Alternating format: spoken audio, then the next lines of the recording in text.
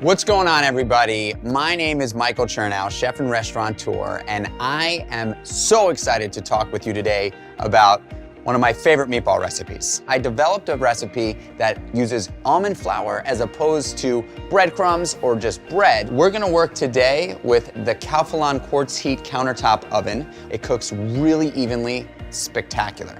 We've got a pound of turkey meat, pound of beef. We're using a half a cup of almond flour here for 2 pounds of meat. Now the beauty of meatball making, like we do at the meatball shop, is that you get to get your hands dirty. So you just kind of get in here. You want to make sure that there's no lumps of anything. Your almond flour really needs to get worked into the meat here.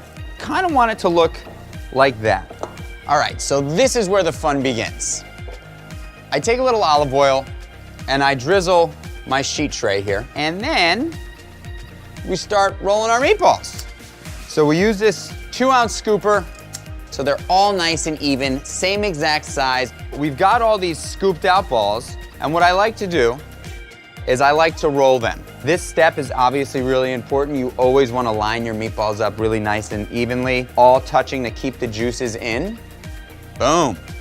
So we're looking at 18 to 20 minutes. Woo! We are done. These things are sizzling and smell so good. And I tend to like to serve my meatballs family style. So stick a bunch of meatballs in a bowl, sauce them, and let people have at it.